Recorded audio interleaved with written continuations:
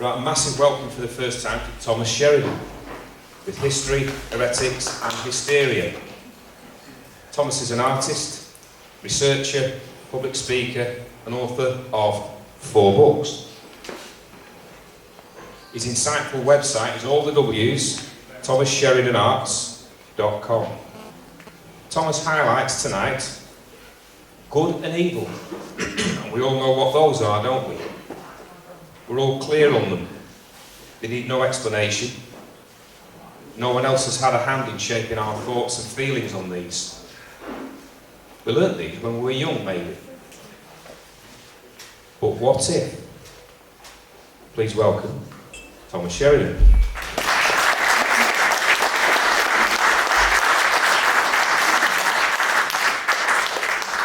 Thank you, Rob, and thanks everybody for having me here. My name is Thomas Sheridan, and the world never made sense to me growing up. I couldn't understand why there was so many suffering in the world. And most people I met were normal, cordial, decent, well-behaved, and yet that did not reflect the reality of the world that was filled with wars, economic chaos, social, religious sectarianism, and other forms of human deprivation that seemed so unnecessary.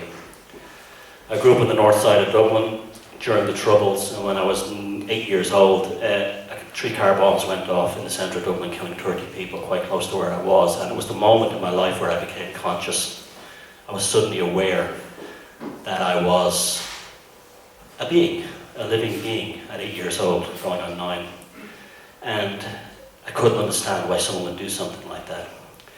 So anyway, I went through life, I played in bands, I ended up in New York, playing in a rock band, having an amazing time, and when that finished, I went to work on Wall Street after I trained to be a graphic designer, and I worked mostly in Wall Street investment banks, including Goldman Sachs. And then suddenly the world started to make sense to me, because I was starting to encounter and meet people that seemed to have a very different value construct than the rest of us. They were very glib and they were very superficial. And through a series of happenstances, I encountered this one guy who one day explained to me that he'd been clinically diagnosed as a socially functioning psychopath. And I thought that was, Norman Bates' axe killer. And he says, no, it's not. It's just somebody who doesn't care about anything. And they see everybody and everything as an object and a target. And he was very candid about this. And he'd been clinically diagnosed following some events in his life that his parents forced him. He came from a rich family, so instead of going to jail, in America, no rich people don't go to jail, only poor people do. So he got some kind of diagnostic testing, and he scored the highest level of this thing called the Psychopath, which basically meant he was a psychopath. What a psychopath is someone who has no conscience. They only see other people as objects.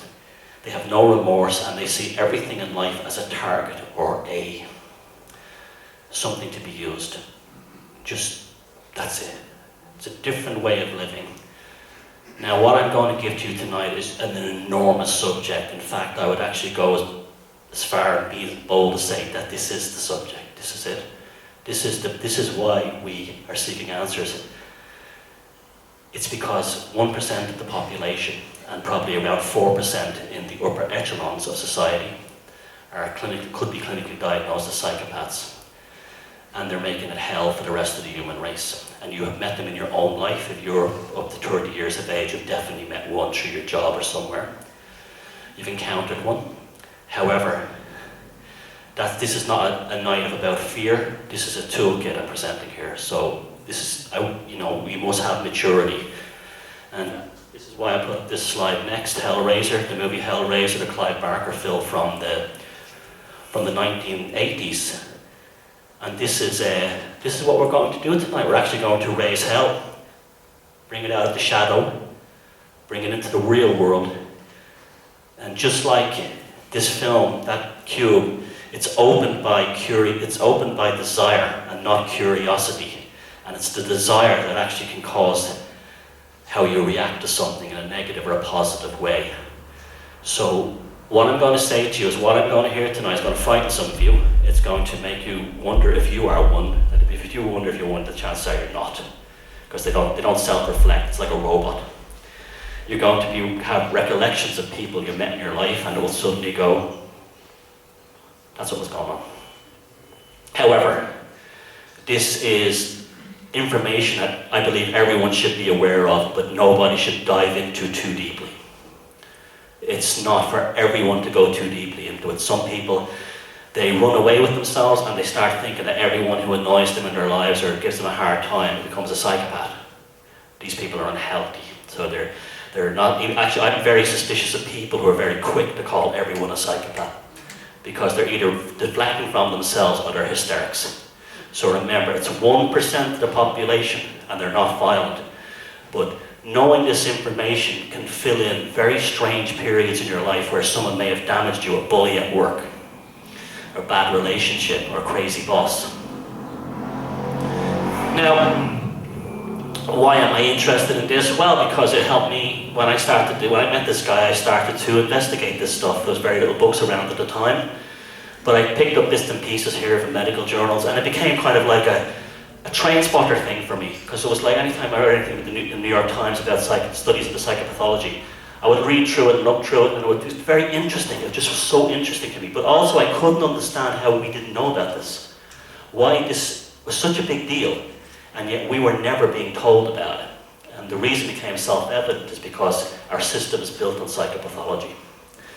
Now, why do we go into these things? This is like, well, I'm not one of these spiritual dudes who he thinks everything is going to be great and okay. I'm not saying that stuff isn't real, but the world is made up of black, white, good, evil, positive, negative, male, female. We live in a dualist universe, and we have to accept that there's a darkness in this world. There's a darkness in the human condition, and there's a darkness, a shadow in there. And by bringing that shadow to the surface, as Carl Jung said, we become enlightened. One does not become enlightened by imagining figures of light, but by making the darkness conscious. This is self-reflection. So we bring the darkness, the shadow of mankind into the light, and therefore we understand who we are as a species, what we're subjected to, and things in our own lives we become aware of. We are able to scale them up to the big picture. If we know why a period in our life was a mess, or someone we encountered really damaged us, it allows us to scale the experience up to the top. I believe that the psychopathology issue is the one that we can use the most to sell the idea that this world is dysfunctional and run by maniacs to the major public. They're never going to believe in lizards. They're never going to believe in aliens. They're never going to believe in anything like that. But you can use their own science against them. You have something very powerful that they cannot deny. And that they will have to confront and deal with. Because this is all scientifically validated. Now, I'm not saying there isn't a spiritual aspect to this. In fact, there is on some levels. Depending what your idea of spirituality is, where it is, how human consciousness interacts with reality and so on. And all this stuff is valid in this stuff as well. This is such a huge thing. I've done 3 talks in Norway. They were 3 hours each. I've done 9 hours and I still haven't covered probably half of what this subject takes. It's huge. I had a hard time tonight trying to keep this under 100 slides. I'm going to explain what the psychopath is, how it functions, how it's spot them. That doesn't mean we go around going, oh, he's one. You don't do that. Because that's how witch hunts start, and that's what they use to get against us. They want us fighting amongst each other and being suspicious.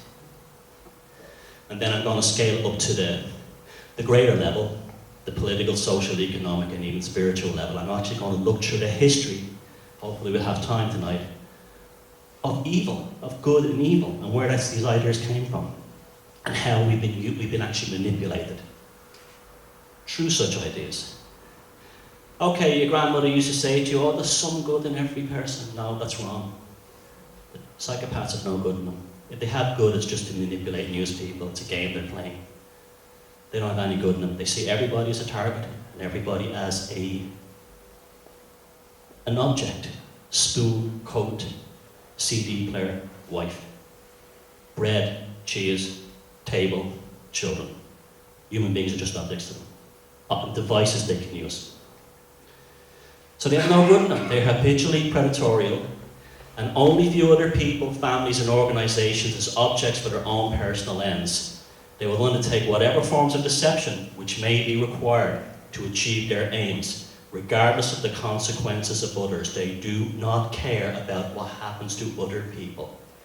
Everything and everyone is a potential target to be manipulated and worked. Now, before we go further, this is not a witch hunt.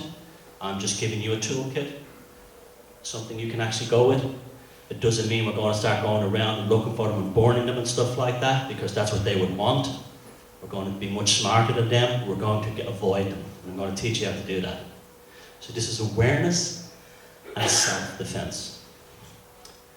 Now, before, again, we have to be mature. There's a lot of hysterical types have suddenly got into this stuff, and they start seeing psychopaths everywhere, just like, you know, a plague-ravaged serf back in the Middle Ages saw witches everywhere. Stay away from these people. They're idiots. They're dangerous idiots. We must be mature. We must be adult about this. Most times, a creep is just a creep. We've all been obnoxious or bad at some point in our lives. We've all done things we're ashamed of. But the difference between a normal person, us and a psychopath, is we actually look back and say, I shouldn't have done that. You feel bad about it. Or you didn't deliberately do it, you didn't target that person deliberately. It may have been a result of immaturity, selfishness, your libido. It may have been a thing of peer pressure. It may have been a witch hunt. But you look back, you know, gang mobbing in a job where they all picked on someone, and years later you look back and say, well, we shouldn't have picked on that woman, she did nothing wrong, I was just going along with peer pressure. A psychopath wouldn't care, and they would live their whole lives like that. They would live their whole lives, everything is a target, everything is to be something to be used and manipulated. They would never have any self-reflection, no guilt, no nothing, no remorse. So a psychopath's a very specific individual. Their machinations are driven by the desire to control the perceptions. This is a term I'm going to be using a lot tonight, perceptions. In order to, the perceptions of others, in order to the targets to hand over their personal sovereignty and then teach the targets to destroy, deconstruct themselves from within. How familiar does that sound in the world that we live in? We are not a species we're a species who are demolishing ourselves from within, according to mandates, concepts, ideas, dogmas, methods and systems that have been handed to us. Here, destroy yourself. Here, punish yourself. They've made our psychology that of a flagellant in the Middle Ages whipping themselves in order to get into heaven. Our minds are now like this. When you watch the news, you're told what to think. You're told how to hate yourself because they're controlling what I call them the lords of perceptions. They're controlling our perceptions by telling you how to feel about yourself as a human being. And that's why it's so difficult to wake other people up.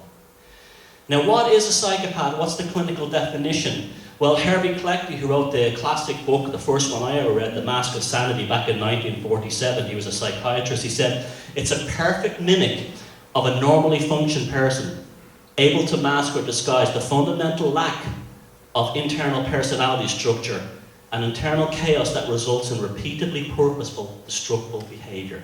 In other words, they invent personalities, they invent personas, they pretend to be somebody they're not in order to win your trust. Doesn't that sound like what you hear every time an election happens? And they're purposely destructible. They know exactly what they're doing. It's not an accident. It's not something that happens because they made a mistake. It happens because they did it deliberately. This internal chaos is then projected onto others at the social personal level in order to control their perceptions and thus create false realities within victims so as to manipulate them through dependency, confusion and fear. In other words, creating their order out of our chaos. You heard that one before? They cause chaos. They're merchants of nonsense. In the workplace, in the governments, they create nonsense, they create confusion. And what that does is, in that confusion, you're so willing to find an answer. Just give me some peace, tell me what tax I have to pay. Tell me what who I have to hate. Who do I vote for? Just give me some peace. Now, you're going to start thinking back at people you may have met in your life. Do not be diagnosing people just because you don't like them. Just think carefully. Be mature. The reveal is the point where you will know somebody who's probably a psychopath and they appear and you don't know where this new stranger came from. If you experience one of the following behaviours, there's 4 of them, not just these 2, and you have that all these things. You can't just do it on one thing. Invented personas to manipulate others. They'll invent a different personality for every person and place they interact with. They can leave one relationship and then you'll see them a few months later and they'll look like a different person. They'll have completely different interests and hobbies because they're manipulating the new person. Same with politicians. Invented personas. They change political parties across the time. In parliamentary democracies, you have crossing the floor. They give up on Labour and they go to Conservative. Vice versa. They're just cold-blooded, calculating business minds that are only interested in doing what it takes to get it. They pretend they're religious. They pretend they're pious. Oh, the New Age movement is filled with them. I'm so spiritual. Stab you in the back with a crystal. I've got a better term for them. Highly unreliable, broken promises. Psychopaths will make the most incredibly ambitious plans, including you as their right-hand man or woman, then on a whim, instantly discard those plans and move on to some other crusade that excludes you. Targets often alter their own life plans to help the psychopath reach their imaginary goals, resulting in appalling financial, psychological, and financial chaos for the targets when the psychopath moves on. You are used like an object. The politician, when he will use people to get elected, soon as he's elected, you don't matter. Vince Foster, he was an aide to Bill and Hillary Clinton. Literally within hours of the Clintons being elected, he was found dead in a park in Washington, D.C. with a suicide note saying that politicians can't be trusted. As soon as they get into power, they change to different people. Bill and Hillary. I don't know about Bill, but Hillary Clinton is an absolute. And that's what happened. She had no use for him anymore. He was disposable. And he killed himself. And they love when you kill yourself. That's what they're looking for. That's how they kill mostly. It's called murder by suicide. This idealization followed by cold rejection. At the height of the idealization, psychopaths always idealize, oh, you must be the beautiful in the world. Oh, you're such a sexy guy. Oh, you're the best guitar player in the world. Oh, you're a brilliant artist. And as soon as they've no use to you anymore, you've gone. So the psychopath will show you obsessive love, care, and attention. However, once they feel where they have you or where they want you, or the relationship is ended, if you collapse in front of them on the street, they would simply step over you as if you never existed and continue on their way. Then they implement smear campaigns. So you look at the media, that's all the media is, smear campaigns. They attack people, and the smear campaign is designed to take your eye off the real ball. When psychopaths run a smear campaign, what they are doing is they're taking the deflection away from themselves. And it's happening right now in this country with all these old TV stars that are all being arrested. The reason for that is they're hoping the public will forget about the politicians who did much worse. That's what they're doing with that thing. It's a psychopathic smear campaign. I'm not saying those fellas are innocent, by the way. I'm just saying they're whipping up the hype through their trash media to get people all worried about, washed up stars from the 70s, so they're not looking at the ones who are currently in government. Becomes obsessed with a hobby-caused individual that's only doing this for show. And then loses interest instantly because it's just an interest to get. They want to target a woman who has a load of money, and she may be a born-again Christian, he'll pretend to be a born-again Christian. It's just a persona. It's just an act. Phony altruism. They pretend to be great charity workers, but it's to buy you. It's to buy your trust. This is why they have all these crazies at the top. All have these philanthropist organizations. Oh, they're great with the charity. Am I wonderful? I'm giving money to vaccines to Africa while I'm paying for bombs to be dropped on top of Afghanistan. Phony altruism. I surround myself with Bono and Bruce Springsteen and all these other gobshites. And it doesn't mean I'm wonderful. And that's how they act as well. Even on the small, they'll be the one in the Catholic Church who will put the most money in. And make sure everyone sees them putting the money in the collection tin. There's nothing real behind the persona. There's nothing. For my second book, To Be the Demons, I interviewed two psychopaths on Skype. And they both told me the same thing, and I've been confirmed from other things. They said they feel nothing inside themselves. They feel like they're a hollow shell. When they hear people talking about inner feelings or spiritual depth, they're like, what the hell is that? They don't get it. There's nothing in there. Everything about them is a robot. Okay, the history of psychopathology in the modern age.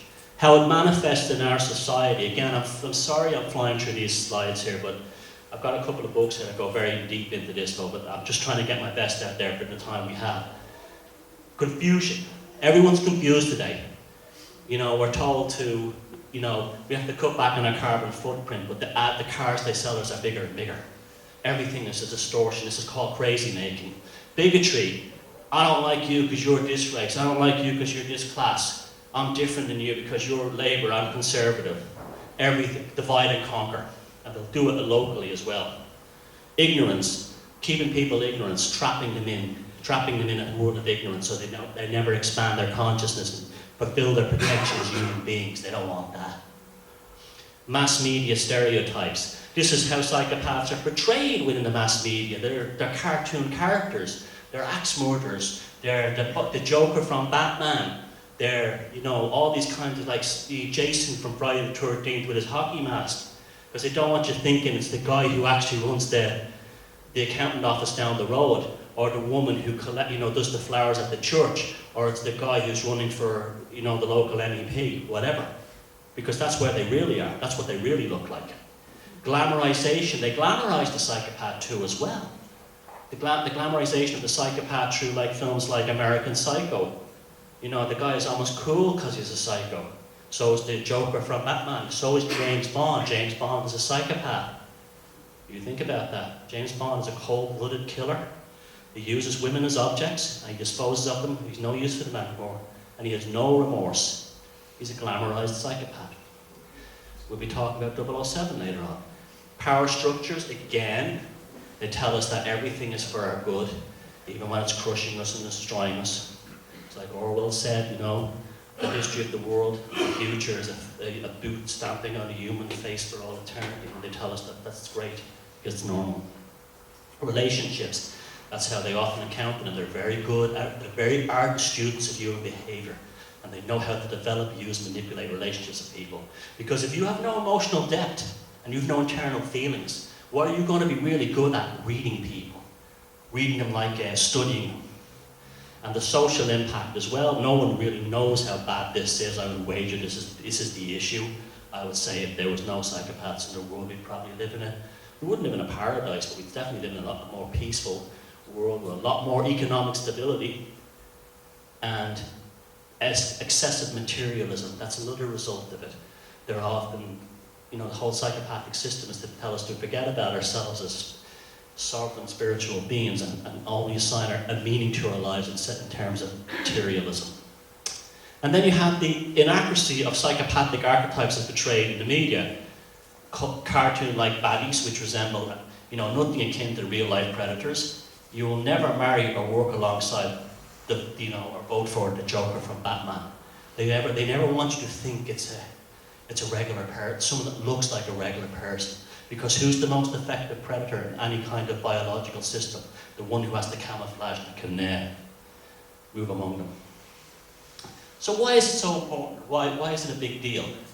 Well, because of the failure to deal with this issue thus far, we are waking up. We have depression. Millions and millions of people's lives are destroyed by them. They marry them, they have their finances destroyed by them, they're bullied by them at work, they have bosses who torture them. Saw that very, very evidently when I worked on Wall Street. They cause economic chaos. You tell anybody that those meetings they all have, trilateral, Bilderberger, and all these other things, have they resulted in economic stability? They've resulted in the exact opposite, economic chaos, because that's what they want. And then social chaos. The world shouldn't be as difficult to live in as it is. Life should be a lot easier than it is. but they manufacture chaos, because when you have chaos, when you have confusion, you're going to be more likely to hand your own personal sovereignty over to people that you think are going to fix it for you. And then murder by suicide, that's their most common way they kill people. They drive people to extreme depression through bullying and harassment. They hope to kill themselves. And workplace bullying. Anyone who's a big-time internet bully, or someone who stalks people on the internet, or whips up smear campaigns and all, it's always a psychopath. They can't, this is what they want. They're hoping those people will kill themselves. And then greed is good. Gordon Gekko in the Wall Street movie, he said greed was good, and that became the archetype for the... You see, they're very sneaky. They will show Gordon Gekko being arrested in that film, and he's a bad guy, but he's also being portrayed as a cool guy because he has the beautiful girlfriend and wives and the fastest cars. So, although in that movie Wall Street, there's Michael Douglas giving the speech about greed is good, and we're supposed to think, oh, he's just a bad guy, but in reality, they're twisting our perceptions to create a new normal, so we actually think greed is good. You see, what happens is, they're sending one message. You see, this is my last book, Anvil, the Psyche talks about this. They fire two messages at you. One is consciousness, and the other one goes for your subconscious. And that's the one they really want to give you. They want to get to the archetypal core of your personality, to impose belief packages upon you. And it's delivered never directly, it's always indirectly. And, okay, we'll talk about the personal stuff, how we meet them in our personal lives. How do psychopaths enter into our personal lives? Usually it's personal relationships. Facebook is a dream come true for them. They can learn everything about you, monitor you, know all your problems. I saw a post there last year, a woman says, I have the perfect home, I've got the perfect job, all I need now is the perfect man. And I could just see a million psychopaths going, ding ding, and they're all going to go in there, and they're all going to look at our hobbies, see where our cats are. They'll join all the cat associations. They'll pretend they're all into this stuff. They'll pretend that they'll look up, oh, she's a Protestant, suddenly he'll be a Protestant. Oh, she's into African charities, better sponsor some babies in Africa quick. And so when he approaches her, hi, I just want to say you have a lovely, your tabby, is lovely. And she goes, oh, thank you. And I just noticed that you support that same charity in Africa I do. Yes. Here comes the angel. Here comes the Savior. And my God, will that woman be, what she's done is, she's someone who's jumped into the sea full of sharks and cut herself and just wait for the sharks to come. We have to learn how to be very, very guarded about our personal lives online, because you'll notice that they want us to put our whole personal lives out there. That's why you have all these disgusting celebrity magazines, putting every aspect of all these personal lives into these celebrities, their sex lives and everything they've ever done. Even if a drunk they get on the cover of a magazine. We have to be very guarded now, like our grandparents used to be, of our personal lives. Social groups and committees, not you guys, of course, but I mean, that's where I first met them, when I was in an organisation, one guy there, and looking back on it now, and I can only say I've only met about 5 in my whole life, and I'm in my late 40s, so I've met 5, so that's how rare, and I've done a lot. I mean, I've lived all over the world, and I've been in the music business a lot, but I've met 5 for certain, and maybe 5 that I'm not completely 100% sure about, and the rest were just like regular idiots and stuff like that.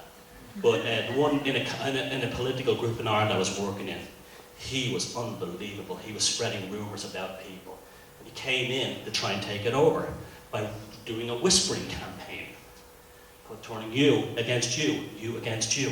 And eventually, the horrific rumours and absolute lies, but they tell a lie that's so deep and so bad that it'll be so dark that you don't dare question it. You understand? Like human beings are funny that way.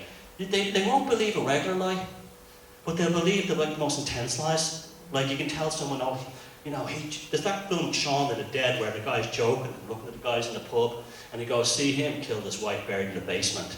And it's like, what have you just said to him? Because there's something we're looking for, something more deep, so we can judge people. We're always told to judge people. That's why a very important aspect of this is to become a better human being. And in the workplace, that's where so many of the bullying goes on. We all have crazy bosses. Even if they're not psychopathic, you could have an environment in a job where you could have a psychopathic system where it takes people who are not psychopathic and makes them psychopathic. You know, like where they say, like, that movie Glengarry again, Ross, they weren't psychopaths, those guys, but they were under such pressure to make closes on houses and close those deals that they were turned into psychopaths. They were just ruthless, cold-blooded, arrogant haters of each other. But it was, it was because the company demanded they had to close so many deals a month. Humanity and decency goes down the gutter. And a psychopath thrives in an environment like that because he'll destroy another human being to get his job. And then internet and social media, like I said, we have to be careful online.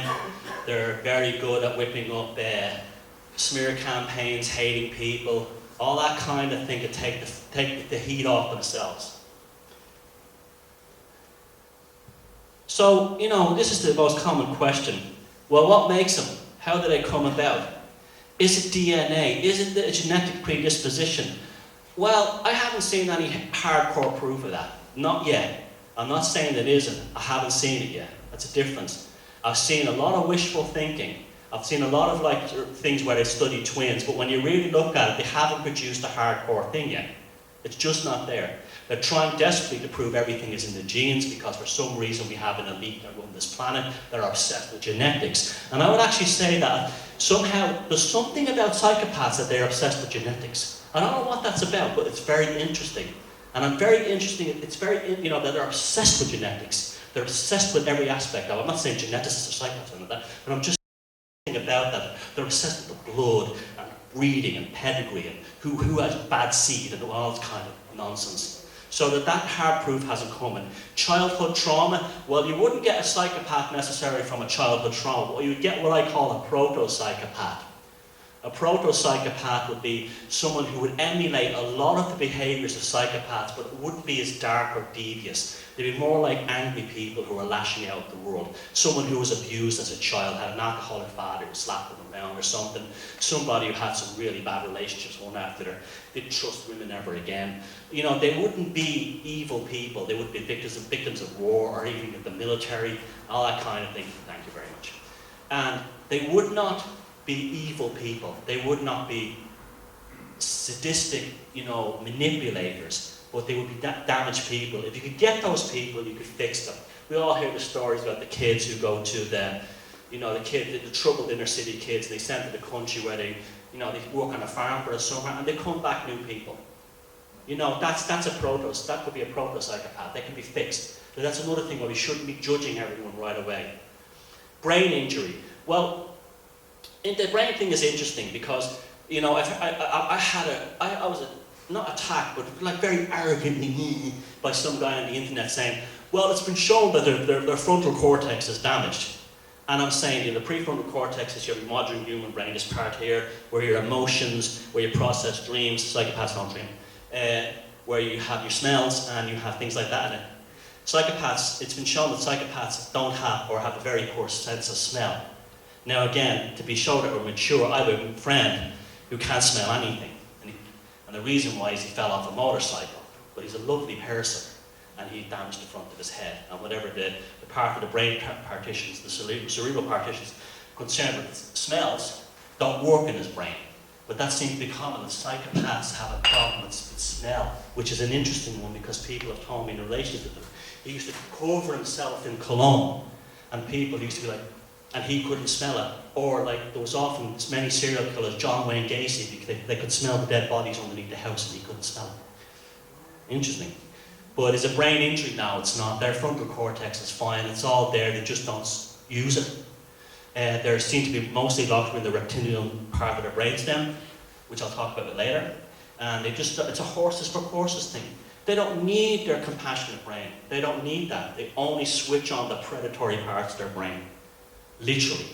They only need what they are. It's all there. The frontal cortex is there. It's functioning. The blood vessels are working. The nerve systems are working. The mirror neurons, the motor neurons. It's all there. The synapses are firing, but they don't use it. It's spooky. It's almost like this other creature entered into a human body and only operated what it needs. There's and this could be, this is where I'm actually heading with a lot of stuff. I'm not saying this is for certain either. But there's a fluke called a lancet fluke. It's actually a worm that lives on cow dung. And what it does is when the cow when the ant gets on the cow dung and eats the cow dung, the eggs of the lancet fluke they hatch inside the brain of the ant. They eat the ant's brain, and then they take, this is incredible to think about it, and then they take control of the ant's nervous system, and they drive the ant around like a machine, like a JCB, just by the exoskeleton. That's frightening to think that. They're now discovering that there are viruses in humans that do the same. There's a virus that spreads through sex and it gets into your brain. It was covered in the Telegraph did a story last week. Don't ask me the name, I can't remember. And there are more of these viruses that go into the human brain, and they seem to make people want to go, that have never been socialized, to go to bars and nightclubs and try and pick up someone so they can have sex with them in order to spread the virus. It's ironic that we consider ourselves the biggest creature in the universe, but our neurology may be damaged by things like this. This also brings up something quite sinister. Is this why all these apparently psychopathic business leaders have their G8s, their Bilderbergers, their trilateral meetings? Is this why they seem to have sex rituals? Why they bus in prostitutes into climate change conventions? You wonder, we could be dealing with something very, very dark here. And my attitude of psychopaths is, when you discover one is in your life, you get the hell away from them. There's no confrontation. There's nothing. You get away from them and have nothing to do with them ever again. Could we be dealing with something like that? I don't know. But until we find out what causes this, we have nothing. We quarantine ourselves away from them. And is there social and environmental factors? Pollution, vaccines, I heard it all. Who knows? But, I'll tell you, what really I've discovered is that they seem to just show up anywhere. There was a story in the New York Times 2 years ago about a place in Miami where they got kids who had been diagnosed as psychopathic, and they wanted to study them. These are young kids now, primary school kids. Well, they wanted to study them, right? And they put them in the centre, and they saw that they were like little horrible psychopaths. They were all evil and devious, and manipulative and planning. So there's no such thing as innocent children. All children are born innocent. And what the most amazing thing was, they came from families where there was no history of psychopathology. Their siblings were not psychopathic, and neither were their parents. And as far as they could tell in the family, there was nothing else to indicate there were any psychopaths in the family. As it stands right now, until we have better research, they just seem to arrive out of nowhere. Again, it's very spooky. It's almost like an alien consciousness entering a human body. Just how dangerous are they? Well, they're horrible. They destroy people's lives. People in relationships with them develop all kinds of things from cancer to neurological disorders. Their minds are destroyed, their self-esteem is destroyed, their lives are destroyed, everything's destroyed, and they lose their self-confidence, and their energy is taken. That's another thing. Elderly psychopaths or handicapped psychopaths do exist, and what they do is they make people do things for them all the time, even when they don't need them. You like Andy from Lou and Andy on Little Britain. He's a little psychopath. The way he destroyed that other guy's life by just, pretending he's ill, or he throws himself over. He had a girlfriend in one episode, and he was all happy he had a girlfriend. And when he went to the bathroom and came back, the guy in the wheelchair was lying on the floor. She did that to me. This is like, they'll steal their energy, and they will steal your life any way they can.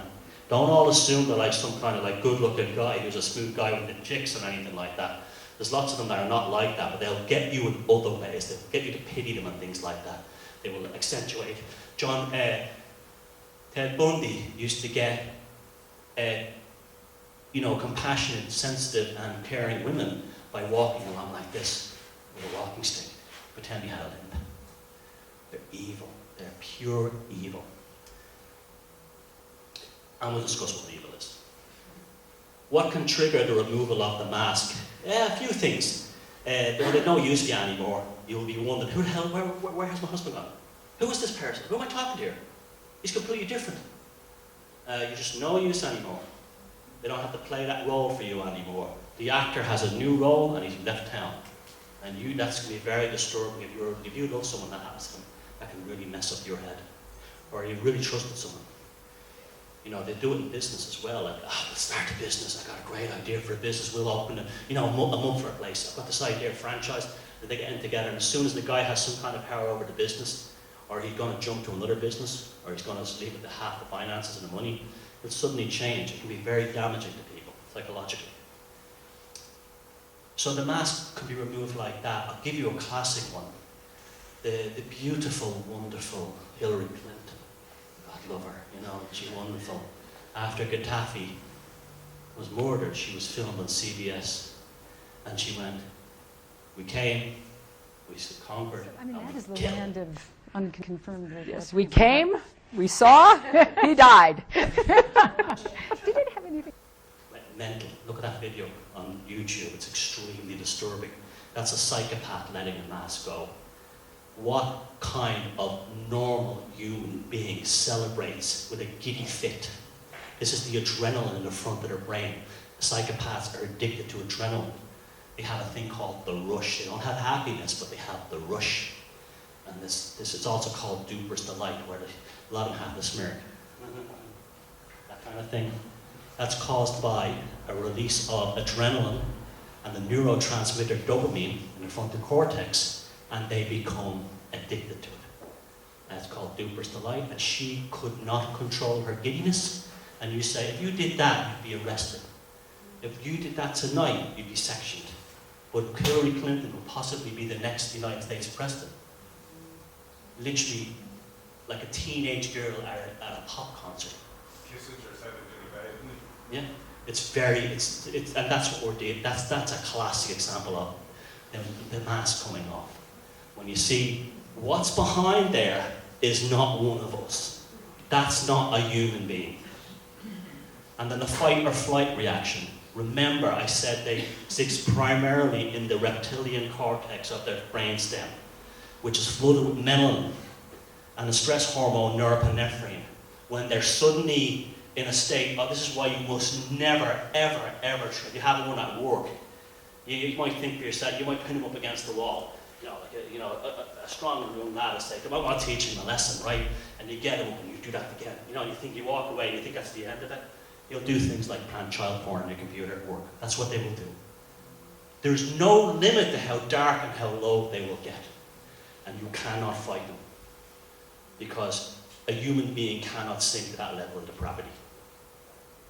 So the fight or flight things, they attack a rat bat in the corner, and they will spread confusion, smear campaigns, to take the heat off them, and then boom, they're gone. They've jumped out. And everyone's like, where's the psychopath moves off somewhere else, begins a new life. It's just business. Now, the vast majority are not violent. They're not violent because they're nice people. They're not violent because they don't want to go to jail. If they lived in an age or a time where they could kill you and get away with it, they would do it. But it's too dangerous for them to kill. So what they do is they'll destroy you in other ways. Undermine your life, ruin your reputation, destroy your self-esteem. And that way they don't go to jail. They want you to kill yourself. They want to drive you so insane that you commit suicide. They prefer to implement emotional and psychological violence on their targets.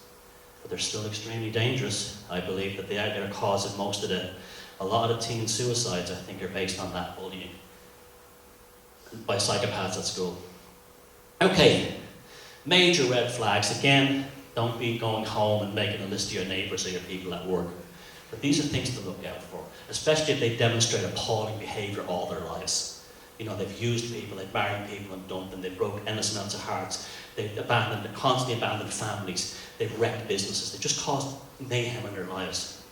Manipulation of others by playing on their insecurities and unresolved personal issues. I see, this is really deep now.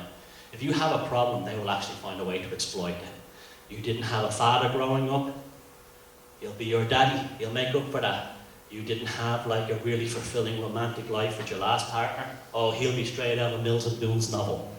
They'll give you what you want. This is why it's the democracy is perfect for psychopaths, because tell me what you want, tell me what you'll vote for, and I'll become that.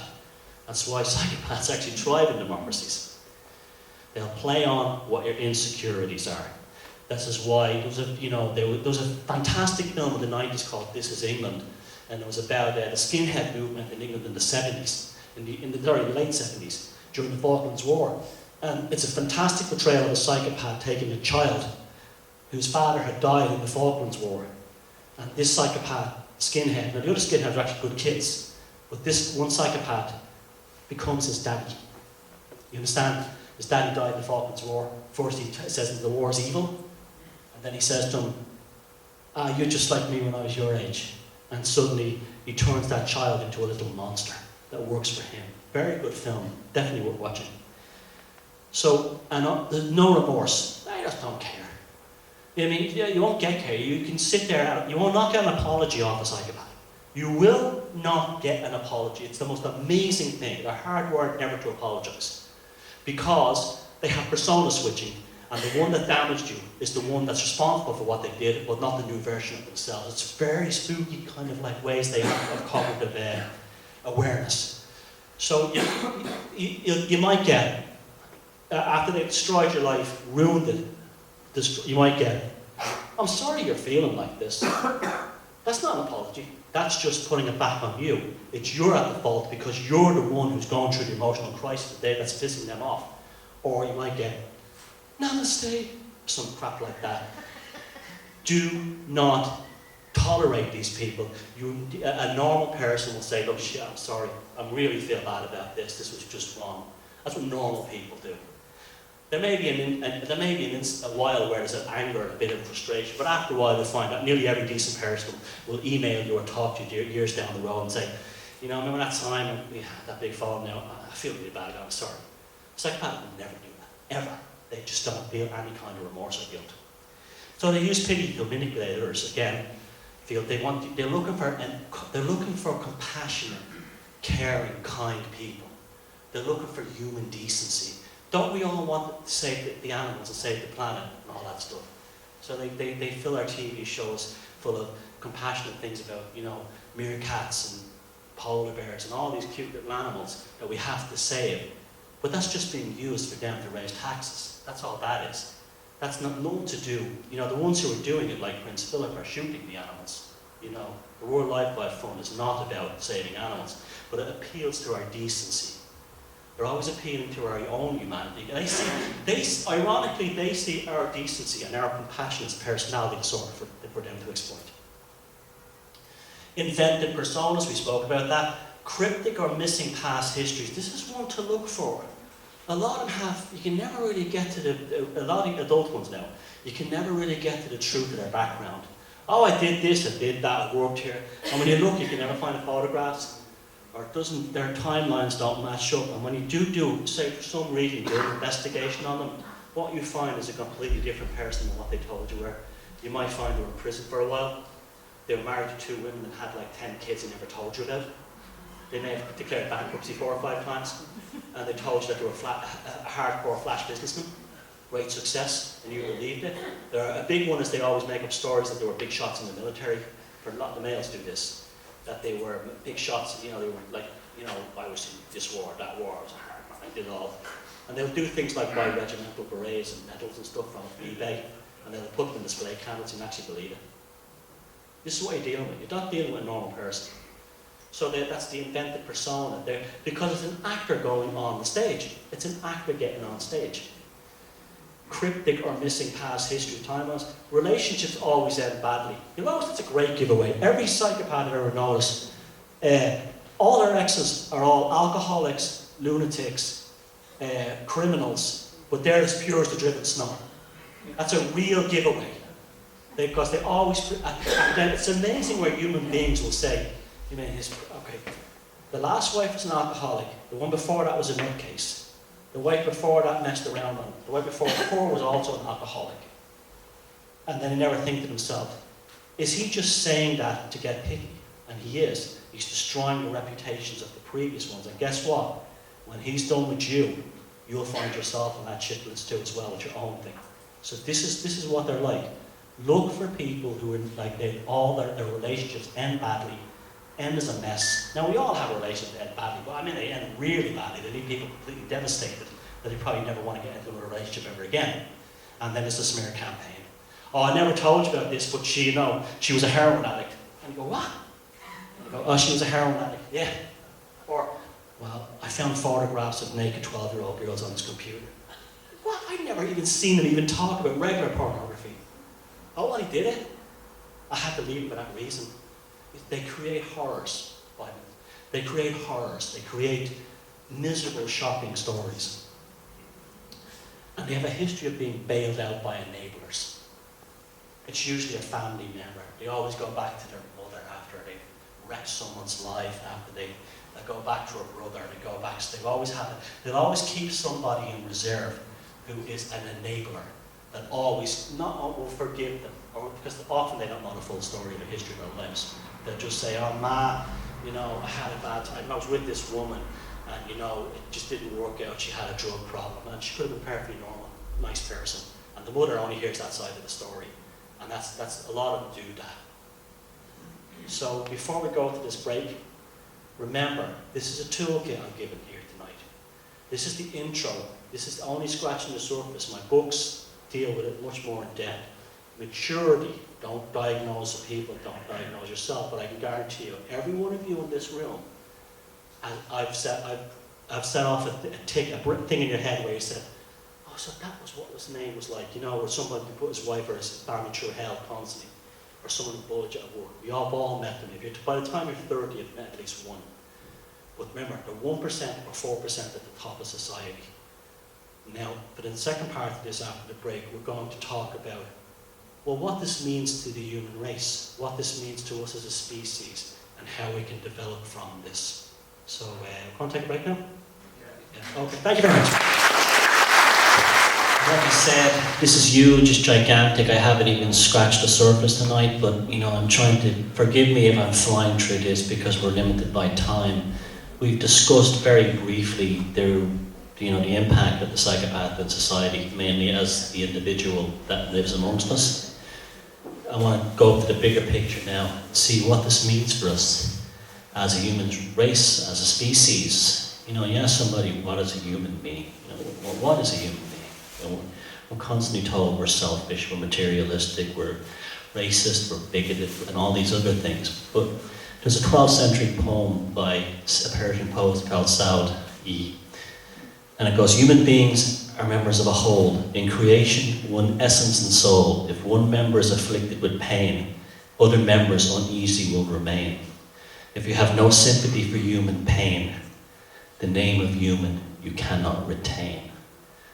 And even back then, they were aware that there were people that lived amongst us that were not like other human beings. They did not care about others. And that's what a human being is. We have empathy, compassion, care, understanding, and we don't like to see an innocent person or a bystander, even if they're a stranger, suffering. Human nature is to help our own species.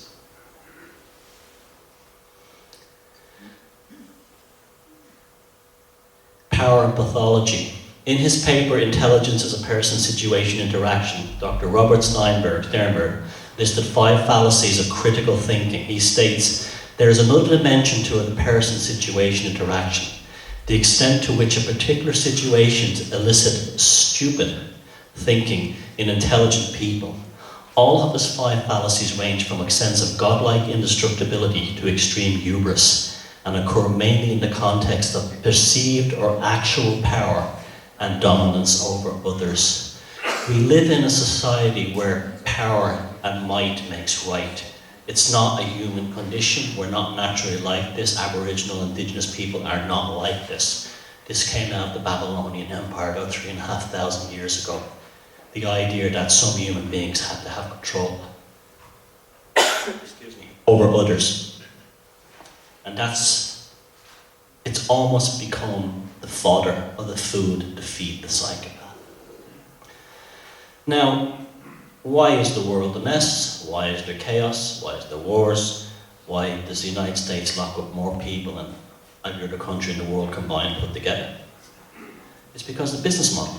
Psychopaths are just business. They're only interested in getting what needs to be done, and human feelings and human lives and human anything, health of human society, it doesn't matter to them. They do not care. And they will do whatever they want. And this cartoon I found a few years ago is perfect.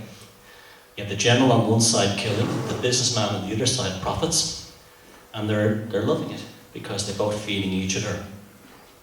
There's no profit for the psychopath in human contentment and peaceful coexistence. If we lived in a world that didn't have chaos out of order, we would have order out of chaos, and we wouldn't have a business. Because remember, half the things that we're sold, probably close to 90% of the things we are sold and marketed to us, are panaceas for problems that we didn't create. Problems in our psychology, problems in our society, problems in our personality, problems in our economic situation. We did not create them.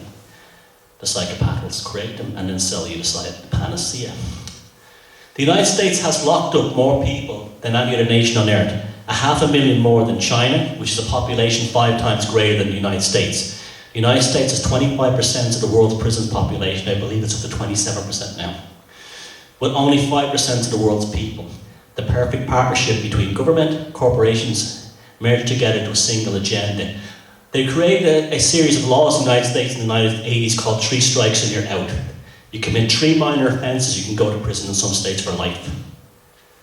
They want free slavery. Slavery still exists in the United States. It's called prisons.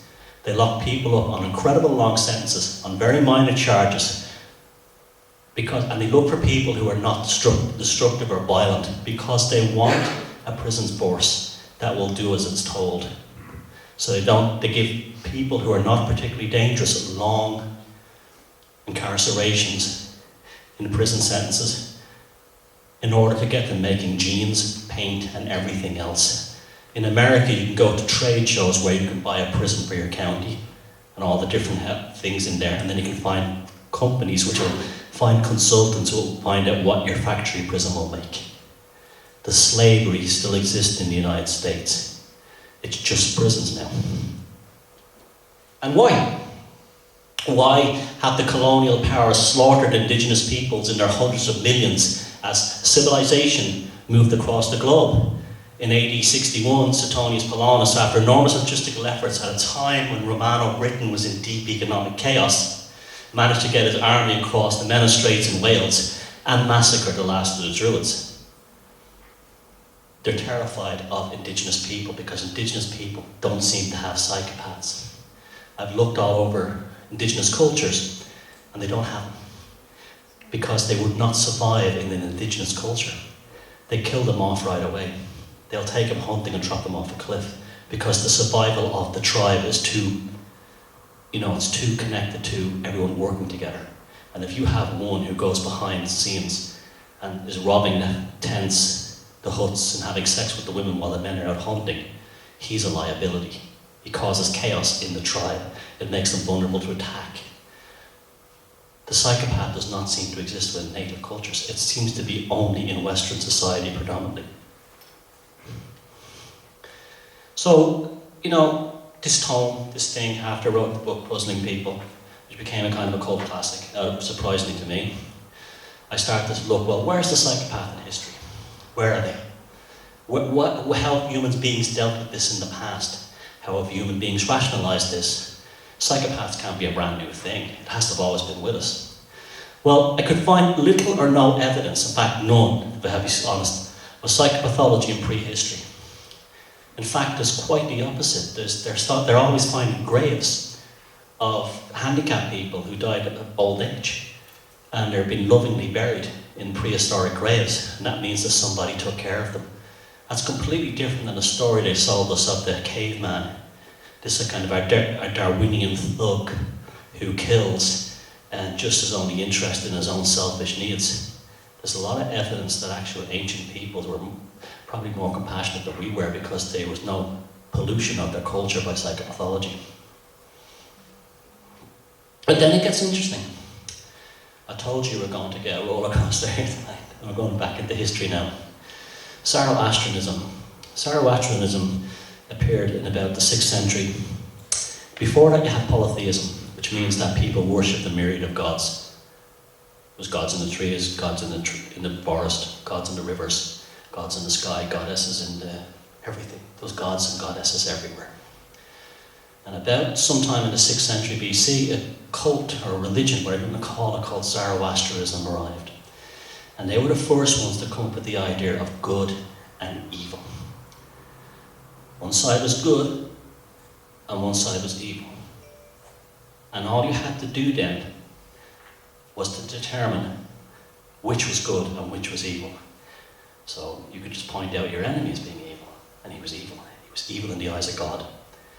And this gap between good and evil, this gap between this flux, this space between the demarcation lines between what's considered good and what's considered evil, is where the psychopath flourishes. Because all the psychopath has to do to protect himself or to get power is to declare another race evil, another religion evil. Anyone outside our circle is evil. If you don't serve me, you're evil. And this dualism, now dualism is actually an interesting idea, particularly in terms of Neoplatonists and these kinds of ideas of the dualistic aspect of reality. Very interesting stuff. But the psychopath manipulated it. Because the universe is a dualistic universe, everything is a poles. Those poles, the interaction of those poles create novelty, and that's what creates the universe. But if you get your hands on some kind of dualistic framework, all you have to do is manipulate it. And this is how the psychopath came to power in the West. As soon as polytheism, Gore Vidal said the greatest catastrophe that ever afflicted Western civilization was the creation of monotheism, one God. So Babylon, that's where it begins. You always hear about Bob Marley talk about Babylon. We're always hearing about Babylon. Why is it so powerful? Well, because Babylon is where they first industrialized human control, where systems and methods were used to control humans, where agriculture. From 1894 BC to 320 BC, Babylon was a culture obsessed with consuming demonic worship and iconic representations of demonic effigies. Babylonians were a demon worshipping culture. They had demons for everything. They were a very dark culture that came out of nowhere. They were the first ones to use agriculture. They were very good at engineering, very good at irrigation systems. And when they took control of agriculture, they used it to control the people. Well, how do you control people? You cut off their food. They're not behaving themselves, you cut off their food. This is where the world we live in came from. This is Babylon. Hello, I was here. According to Morris Jastro's Religion of Babylonia and our city, these demons lurked in remote or hidden places such as graves, mountaintops, and the shadows and ruins. They would go at night, enter homes through holes, crevices, and torture their victims. They were responsible for anything bad that happened. You see, Babylon started worshipping the demon because the psychopath came to the top. I used to work in Lower Manhattan, and I used to look across those old 1920s skyscrapers, and they were filled with gargoyles, just like the gargoyles around these cathedrals. Why are cathedrals filled with monsters? Because the control system is representing the reptilian complex of the human brain. The archetypes, as Carl Jung told us, they always come streaming through from the surface. If you enter a large building that's filled with these demonic effigies, you're getting an insight into the control structure behind it. That's why the Fifth Avenue, the Chrysler building, has 4 big gargoyles on the corner in Manhattan. That's why gargoyles are encrusted all over buildings. Babylonians believed that spirits came down in the rain, said that, and for most of the chronological time frame of Sumerian culture, the gods were demons. There was no distinction. Demons were depicted as anthropomorphic grotesques. Winged bulls are aligned to human heads. Serpent's tail. Human beings didn't do this before that. Cave art wasn't like this. I'm going to talk about that a bit later. We were in a different consciousness of humanity now. Babylon had changed. It was a different thing altogether. It was about power and control. And the archetypes always come true and tell you what you really are. They tell you what you are living in. And the world you live in is a reflection of what's the power structure behind it. Then, the idea of you have a stratification, a hierarchical system in a religion, in a society, in politics, anything, you're going to get the idea of some humans are better than others. Especially if the more pathological ones, or the system is created where the more pathological ones can rise to the top. So what happened by the time we got to Greece? Here's how, when the idea of the better human came along.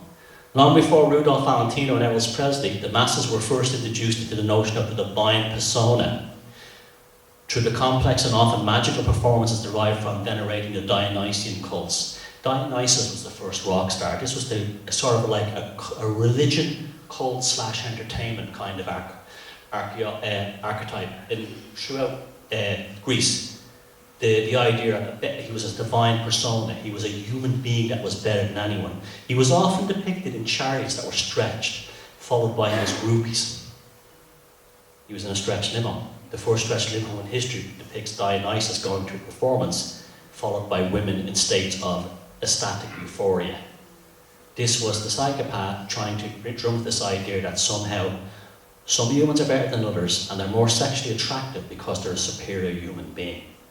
This is the world we live in today. This is how we're programmed to worship celebrities. So it started in Babylon with the stratification and hierarchy of the system. The pathological types would rise to the top. The next thing they did then was to develop a situation that if you were famous, you were better. And that's what led to what we have today with the X Factor and all these other shows. Your 5 minutes of fame makes you better. If you're 5 minutes of fame and 50 years of working in McDonald's, at least you had your 5 minutes of fame. They've ramped that up to extremes now, but this is when it began.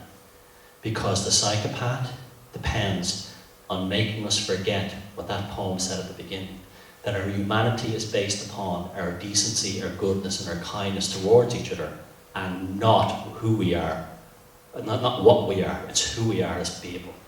But a psychopathic system has to make you believe that you are an object yourself, that you judge yourself by your job, your money, and your status. And they do that by creating a divine persona. When they have a divine persona, it's always held up as what you should be.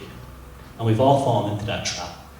So we had in Greece was polytheistic as well, but Greece was an interesting one because Greek civilization probably went into decline when they took their gods from the earth and placed them in the sky as constellations. Because before that they lived close up with their gods. They lived in the trees, Mount Olympus.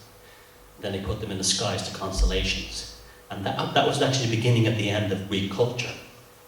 And then as the beginning of the Roman culture came along, and then this became the psychopaths' ace. This was the ace up their sleeve that they've always wanted to come out with.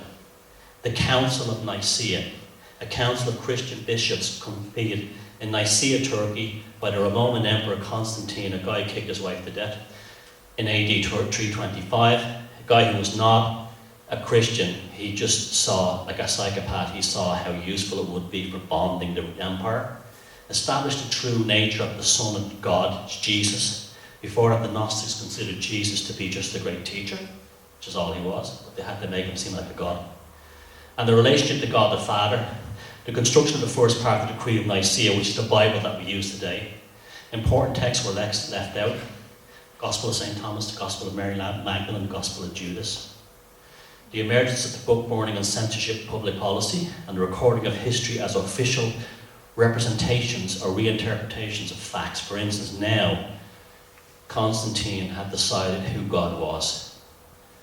Wrote a bunch of books, had them all put together, and said, this is your God, and all the other stuff doesn't exist. And why did he do that? Because he was welding the God of the grand earth, the Roman emperor, to the God of heaven. Monotheism, one God. On earth, one king, one pope, one emperor. And who does he represent? So when you go against the regent, the emperor, you're going against God. So they've taken, this is why I always say psychopaths all think they're God inside. And they officially entrenched that into Western society at the Council of Nicaea. I don't mean to put down anyone's faith here if you're a Christian or Jews or anything. This is not about religion, I'm talking about how human beings mess this stuff up. So this is an interesting one. This is the psychopaths, they'll often tell you one thing and do another. Climate change summits. They're telling us to freeze to death in the winter, not put our lights on, and yet they're flying all over the world to attend climate change summits in Fiji, staying in first-class hotels, while telling the rest of us to get back.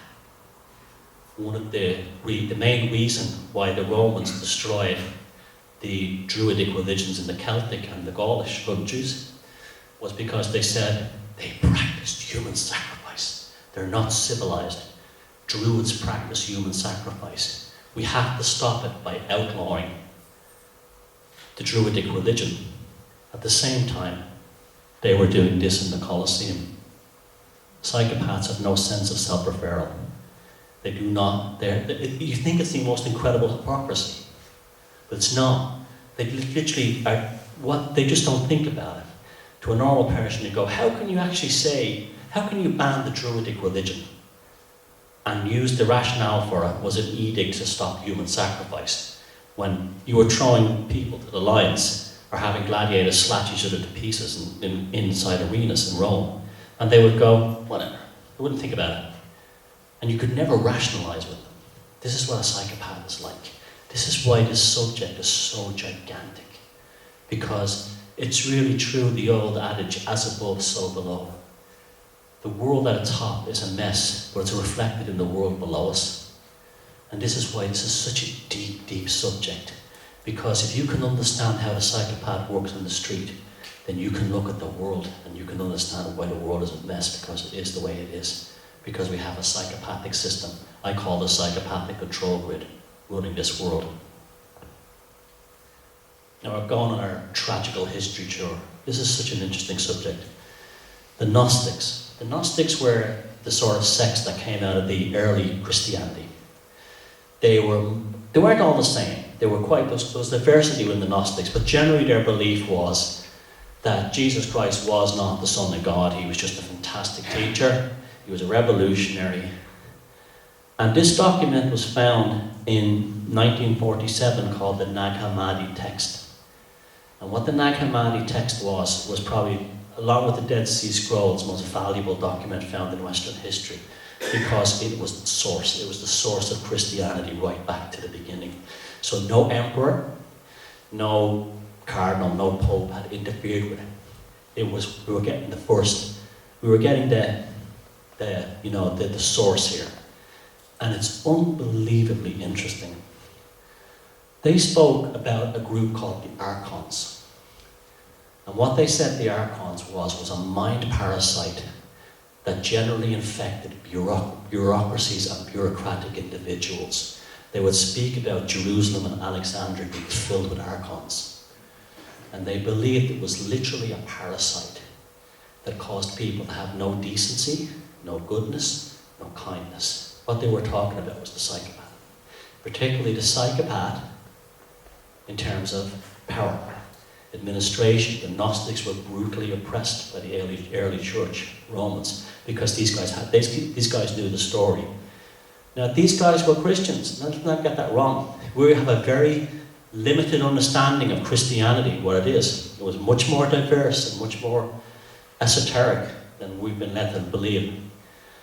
But along with this notion of the Archons, this group, this mind parasite, this non-human consciousness that would take over human bodies, they also believed the planet Earth was a living being, which is an incredibly radical thing for Christianity. But they believed the planet Earth was called Sophia Gaia, and it was a living creature. It was alive, and we were like on it. We were just as much part of it. We weren't disconnected from it. We were part of it.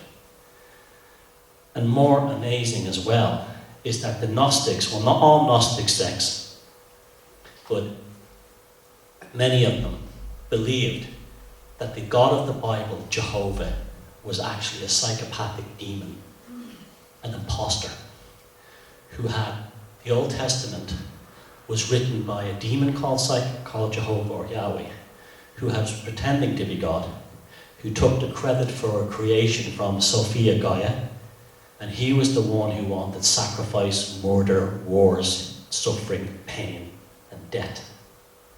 And that's what they believed. And they were wiped out and destroyed because of it. And there's clues. This is a Jehovah's Witness Bible I found. Again, I am not putting down anyone's religion. In here, it talks about, I don't want to get out of the camera frame, but this is Genesis, the first page. And you go through it, you see, and God created this, and God created the earth, and, the usual stuff we always hear. And then, right before the creation of humans, it suddenly becomes the Jehovah God. What? Who's this guy? Where did he come? Why was it God for the beginning of creation, and then suddenly this thing called a Jehovah God shows up? And this is what the Gnostics believed, that the earth was created by a god and the universe. But this thing, Jehovah God, was a psychopathic demon who jumped in and took all the credit. And that was the one who caused all the misery for human beings. And it created the idea of original sin. And the Gnostics used to have hand signals. And this is called the benediction, malediction. You see the Pope doing it. He does this. Well, in dualism, there's the idea of opposites. When you cast the light upon a shadow, it casts the shape of a devil head on the wall. You see that? That was their way of signaling that this is not actually God, it's Jehovah the demon. You can see the demon cast there? This was an old idea that they had. The Gnostics were trying to keep the idea alive that human beings were actually good and decent, and we were robbed because of psychopathic powers had taken over religion in the West. And that's also why they got rid of the Druids and all the indigenous people. This is why the psychopathic system in the West is obsessed with wiping indigenous people even to this day off the face of the earth, because they know the truth. Now, this is one of my favourite subjects at the moment, but it's also a very sad subject. But it shows you, when I said earlier on, when you stand up to a psychopath, they will show no mercy. There's no decency there. There was a group called the Cathars. The Cathars existed mostly in southern Europe, mainly France, a little bit of Italy, and a bit of the Balkans. They probably came out of Gnosticism, but they definitely came from a 9th century sect called the Bogomils, who were in Bulgaria. And so anyway, they were a Christian group, and they were a very interesting group. Now bear in mind that they used to, like the Gnostics, they believed that the Old Testament was written by the devil, Jehovah, whatever. And they believed that only the New Testament, Jesus, was all you had to worry about. That was all you should concern yourself with. Jesus, and that's it, right? That's story part.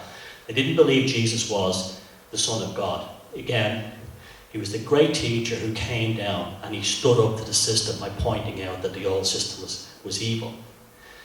And they would not worship the crucifix because they said Catholicism was a death cult. And when Inquisition was founded many hundreds of years before the Reformation, the Inquisition was founded with this, but the Dominicans also was part of that as well, this oppression. And they said to them, why do you deny the crucifix? And the answer that the Cathars would always give was, would you worship the gallows that your father was hung upon? They used to accuse Catholicism of being a death cult. The Cathars were remarkable. Women had equal rights as men, including in terms of property ownership. We're talking about the 1100s. Women and men could become perfects, which was the priest class. And the priest class were generally vegetarians. All Cathars believed in reincarnation, and the reincarnation was voluntary. You could come back as much as you want. More significantly, the Cathars believed that this was hell. That where we live right now on this planet was hell. This was it. But it wasn't so bad. You could make love to girls, you could drink wine, you could have parties, you could dance. A lot of fun. But this is hell. This is evil, this is bad. And human beings' natural state was a spiritual state. And a Cathar could choose to come back and reincarnate. Now remember this is just at the time of the persecution by the Catholic Church. You know, this is a dark time. And you were given a choice to join the Catholic Church with its flagellants whipping themselves, its sacraments, its penance, its darkness. Or these guys, who were all easygoing, laid back, no problem. Jews and Muslims and Catholics held positions of power within their courts because they had no idea. That was one of the charges leveled against them. They were too nice. They were why were you giving jobs to Jews and Muslims? They were so distrusting of the Catholic Church that the greatest insult that a Cathar could give, if you accused a Cathar of doing something bad, his response would be, what do you take me for, a priest? That was the worst insult possible. And what happened was Catholicism was dying. There was over 1.25 million in southern France, we're talking about in 1100s, Cathars. The Catholic Church was dying because poor Catholics were saying, to hell with this. All these priests and bishops living in palaces, we're all poor, we're told to suffer. And yet these guys were a vastly advanced organisation. They had excellent roads. Their buildings are still standing today. Brilliant engineers, tolerant societies, men and women equal rights, everything wonderful, no problems. And more importantly, they had this ritual called the consolamentum. And what the consolamentum was, if you had felt that you'd reincarnated enough times and you'd sorted out all the problems in your life, you could have this thing called the consolamentum, where two perfects would actually come to you and they perform the ritual. And they would just think about this, we're talking about the 1100s, 1000s. They would say things like, are you sure you want to not reincarnate anymore? Because there'll be no more girls, there'll be no more wine, no more parties. You'll be a pure spiritual being. Have you solved all the problems with your family? You feel your relationships have been all been good? I mean, this is just an amazing system that they had. It's hard to believe it's actually developed in Europe. And then if you did that, you were given the consolamentum. Very simple, one ritual. They didn't have churches or anything. Everything was very basic. And that meant you would not reincarnate. And the Catholic Church used to go around killing old people in elderly homes in the Cathar countries so the consolamentum could not be performed. They would burn their bodies. This is psychopaths. This is sick, because it wasn't that they had a problem with the theology, but they saw that the psychopathic system could not flourish in the Cathar system, which was very fair, balanced, and decent. It was all human decency. And also, again, if that psychopathic thing about Jehovah is true, they were marked. So they stood up to the Catholic Church, and that's when it got really dirty. They stood up by, they had very good fighters, and they were good soldiers, and they had very good equipment. And the first Inquisition went in there, and they got the bejesus banded out of them by the Cathars. But then the Catholic Church, because it was run by psychopaths, were not going to stop with that. And they went in with a second crusade, well, a better organised crusade. And this is you tell me, would a human being do this to another human being?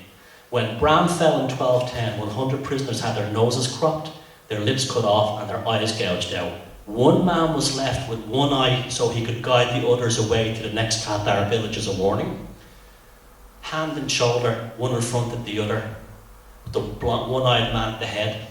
A file of blind prisoners wound its way to Las Tours, a visible demonstration of the infallible mercy of God's Christian army. We let them live.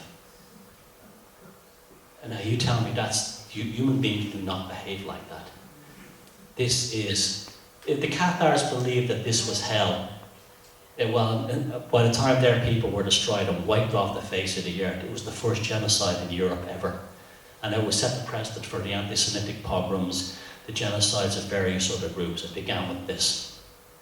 And it began because the Cathars stood up to the psychopathic Catholic Church of the Middle Ages.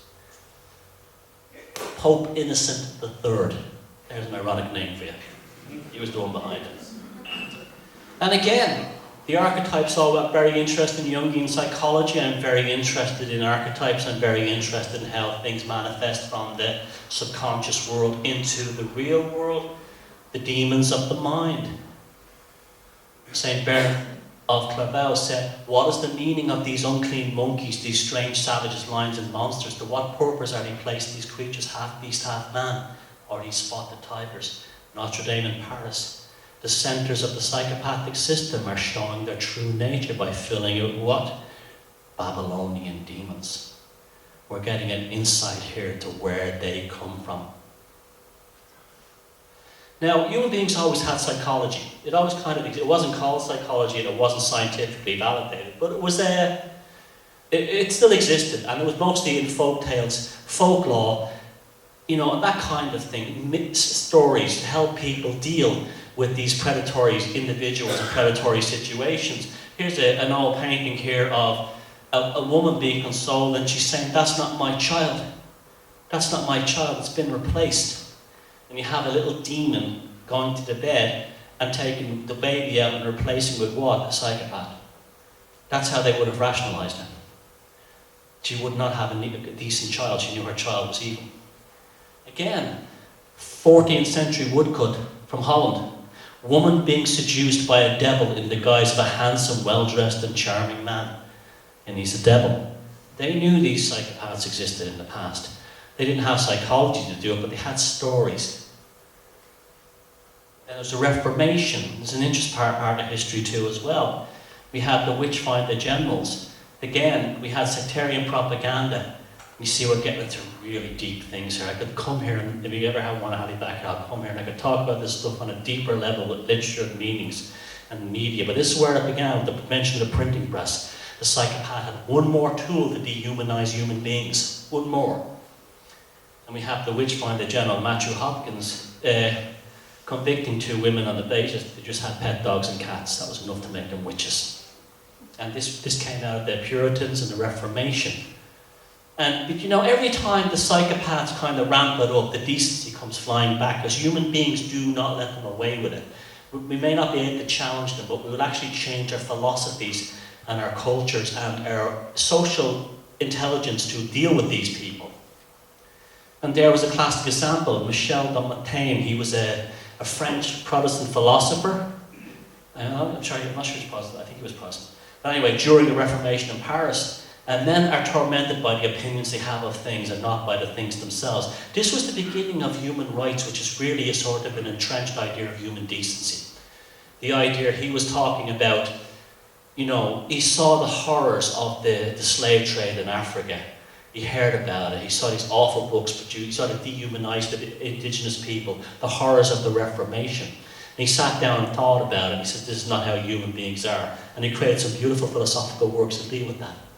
He's one of my heroes. But he invented the idea of human decency becoming part of our culture, which should have never happened if the psychopaths never took over, because we'd be like this naturally. But because of the horrific injustices, horrors they inflicted upon us, human beings had to actually validate human decency.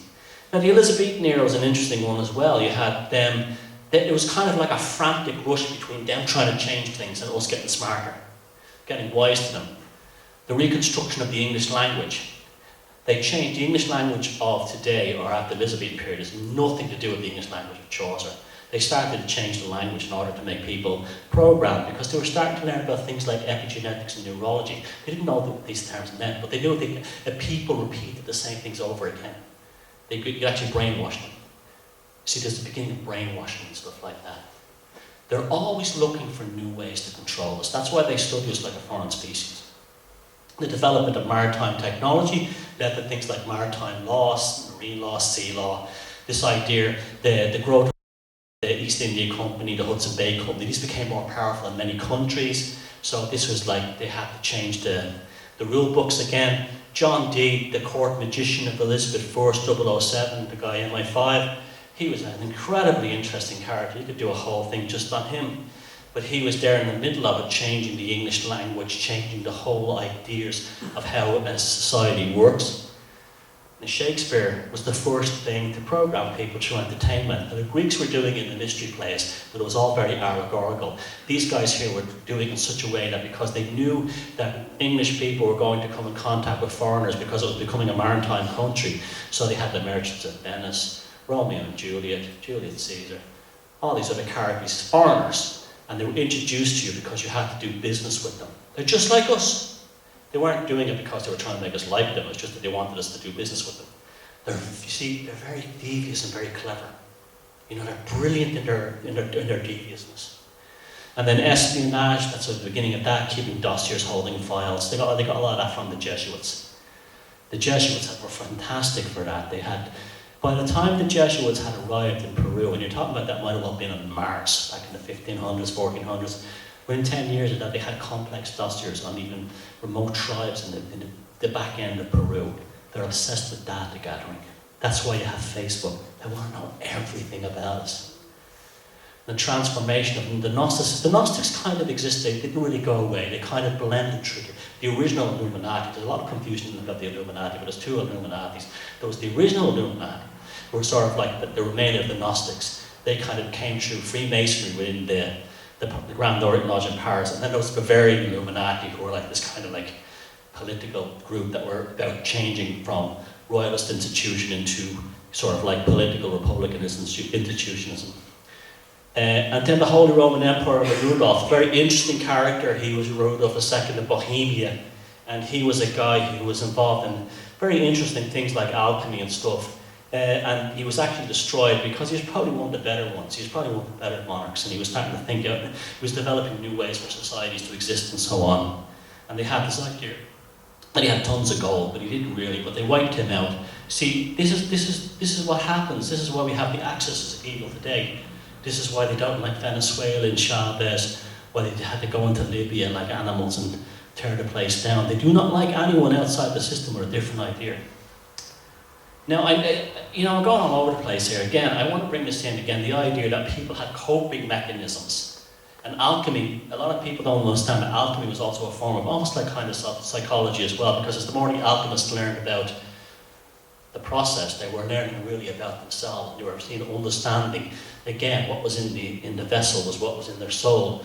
And this idea came up that the human race, very interesting actually in terms of this waking up community, but they believed that the earth was made of 5 elements, earth, fire, wind, water, and the etheric, which was sort of like field, what we call the quantum field today.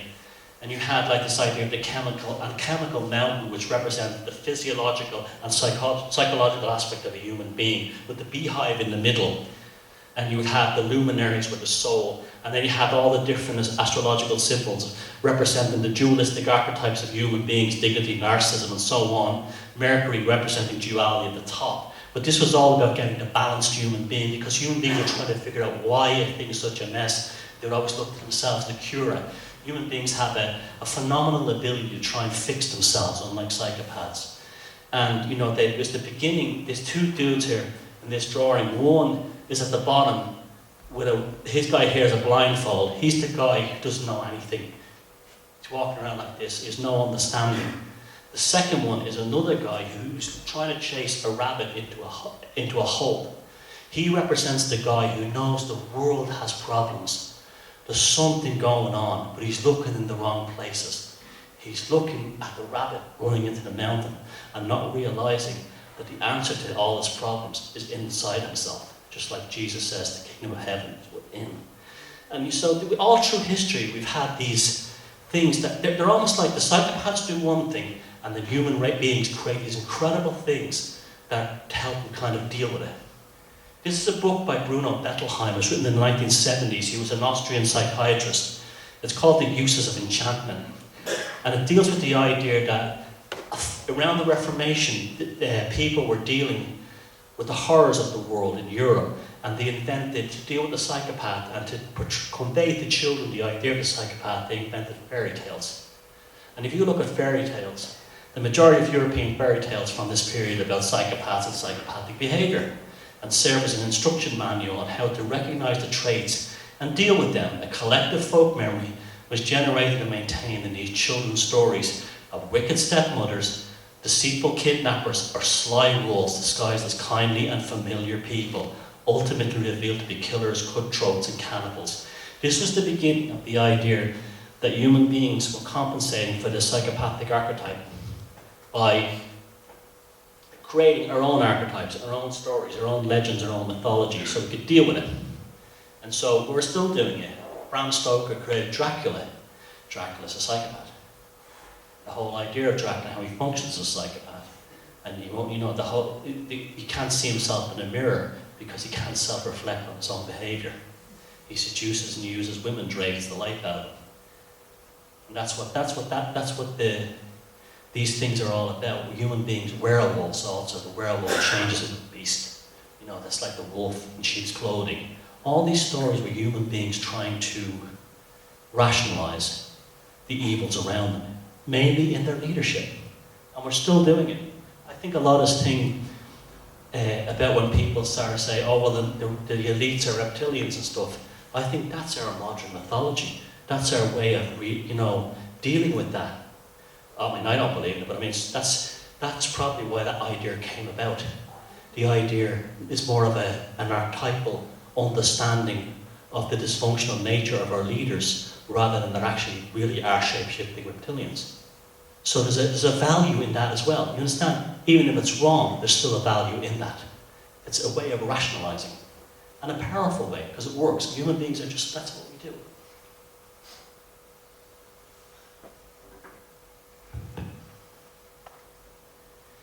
Right, and then we came up to the Enlightenment. The Enlightenment was pretty generally a good idea. It was to take away the power of religion and kings and try and create like something better, democracy.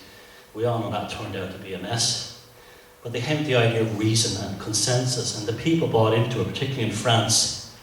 And they were like the idea, okay, we can get rid of all these evil kings and these ridiculous monarchs and all these cardinals and bishops, and we'll have a culture that runs on, you know, logic and decency and stuff like that. But the people, there was no time at all before the French Revolution was co-opted by psychopaths. You started using the same old tools.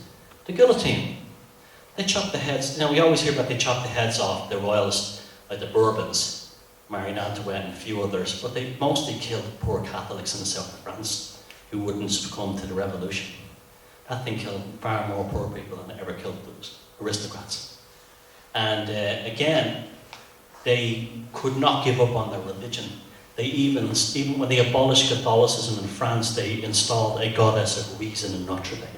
Imagine that. That's only a psychopath would think like that. A goddess of reason, which you worship because there's no God. And then you had the secular witch hunt. So it just they went from having religious persecution to secular persecution. Then the psychopaths, as they're always looking to try and look for new ways to control us. And the education system came along. This book, The School and Society by Ivan Illich, very good read. He says school is an advertising agency which makes you believe that you need society just as it is. It means no conformity. They give you a piece of paper for doing exactly what they told you to do. No individuality. And that's what that's about, because the psychopaths do not want free-thinking, intelligent people. They want robots. And that's why a reward for being the biggest robot came out of Prussia in the 1800s. The Prussians came up with a school system that was designed to have children boys come straight out of school and go right into the army, so they didn't have to spend time doing basic training. And when they implement that system, by the time the Franco-Prussian War came along, the Prussians absolutely kicked the ass of the French. They were in Paris in no time. The rest of European and American powers were so impressed by the Prussian school system that became our default school system today. School is about turning into the robots to serve the psychopath to control with. It's not about wisdom and learning. And then it goes up the next step. Psychology develops. Psychiatry develops. The understanding of the human brain. Edward Bernays, the nephew of Sigmund Freud, he was the father of propaganda and public relations. He started wars. He came up with the idea of Banana Republic because the United Fruit Company had lost their business in Central America because there had been a coup. Democratic government was installed and they had nationalized the fruit industry. He created a phony war that there was killing people and they had to go on and liberate them. And that's where the term Banana Republic came from. And they created a phony war, destroyed a democratic company in order to get the United Fruit Company back, Chiquita Bananas back into Honduras. Also, Edward Bernays got women smoking. He invented the feminist movement to get women to smoke. Isn't that amazing? You think about that. He told them that it was a symbol of standing up against male oppression would be smoking. And that was because women were not smoking back then, only men were. And they wanted to find a way to sell cigarettes to women. So they told them that a symbol of feminine empowerment was to smoke cigarettes. We were defining a man. And they paid socialites in Manhattan to walk down Fifth Avenue for smoking cigarettes. It was considered scandalous. But that's what they do. They take the upper echelon of society and they make their behavior is what we're supposed to emulate, because right back to the divine persona, the Dionysian cults, they're better than us. The same methodologies have also been implemented to utilize mythological and similar archetypes for the same reason. Often it's purely by accident, whereby the advertisers, marketers and image makers stumble up deep into the archetypal core of the human personality, and often with spectacular success. Sociological erotomania and the cultivation of hysteria. If you really want to hear about this, get my new book, Anvil, The Psyche is about this, but the idea of fanatics, the fan, that never existed in history. They invented that. People didn't go mad for pop stars or actors in the past. That was invented for us to go mad and crazy for. You know, this is where all this hysteria, this pop star thing, erotomania is a condition where usually a woman or a gay man, sometimes it affects straight men, but it's usually always a woman or a gay man, develops an obsession with an individual believing that they're in love with them. It's really quite frightening, actually. And, you know, it could be, I'm not going to point at women here, but I could just be talking to one of you and smile. And if you had erotomania, you would think, oh, he did that special for me. And like something happens and our brain gets wired really badly, you know, that kind of thing. And they start thinking, you know, that he's really fancies me, or it happens terribly badly with college tutors and college professors. A young female student develops an unbelievable crush. But what happens is their neurology starts rewiring where they believe it's true. And so what will happen is they will be walking down the street, and if their favourite colour is blue and they see a house being painted blue, they'll say, oh, he did that for me. And the man might never even know she exists. And there's some horrific stories. It's destroyed so many women's lives. No one really knows what caused it, but the people in charge realised that it was a good business idea. Because if we can get them obsessed with a pop star, they will spend a lot of money on that pop star. Elvis, the first one ever was Frank Sinatra, the Bobby Soxers. Made all these young girls, especially going through puberty, very easily manipulated. And that goes on to this day, even Justin Bieber, it never has stopped, Osmond, it's never stopped. And it only exists because of business. And most girls it's just a cute phase that the girls go through, but it makes an enormous amount of money. But they're always watching things and watching problems and understand, can we make money from this? And they recognise erotomania was something that they could induce in the female population, but also in the male population. You see that perspective with Lady Gaga. I'm not saying she's amazing, but how she's manipulated her audience is a masterclass in all this stuff, both males and females. And she definitely, either her or her handlers, have a phenomenal understanding of mythology and archetypes, because she plays on them all. The Mercury, the hermaphrodite at the top of the pyramid. These are very powerful things that go right to the core of our personalities, our subconscious, and make us very easy to manipulate.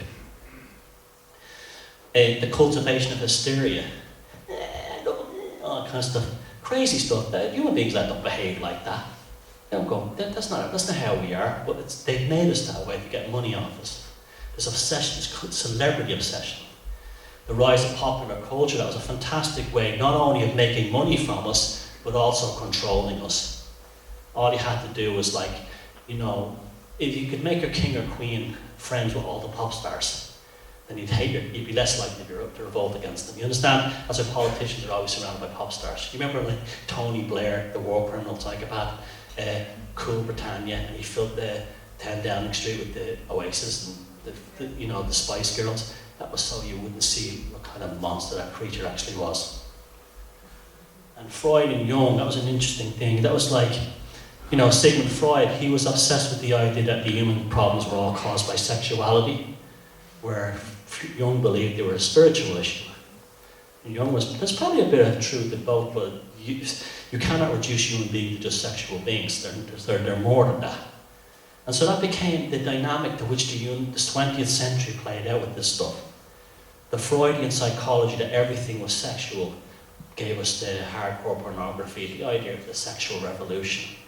Feminism, hardcore feminism would be Orwell's Anti-Sex League in 1984. All that stuff came true. But they always die hard, because there's something in the human condition. And that's why all you guys are sitting here tonight. Because with all this propaganda that's been thrown against you guys, and the way you've lived your life, and all looking around you, all different ages, different genders. Well, 2 genders, sorry. But but you're all here because there's something not right with the world. There's something not right with how the world is. And that they've never been able to switch that off in human beings. And that's what this awakened thing is. You're the new Cathars. You're the ones this is why we have to learn about psychopaths, because we don't want to be destroyed the same way. We have to learn to be smarter than them. Not the Cathars, the psychopaths in control.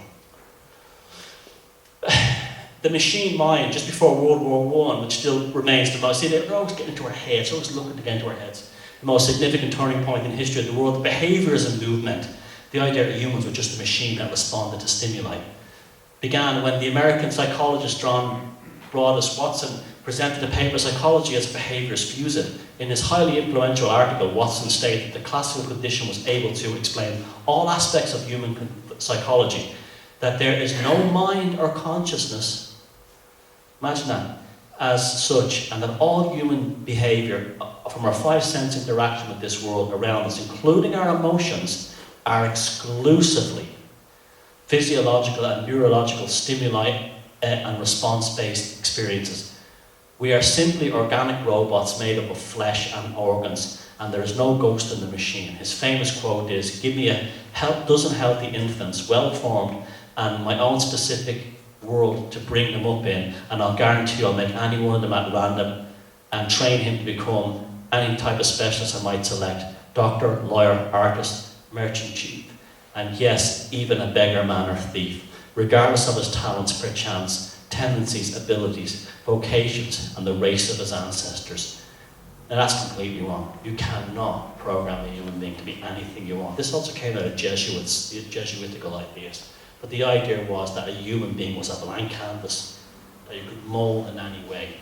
That may work for some human beings, but for most it won't, because we're not just robots. We have a soul, we have a consciousness. We cannot just be programmed.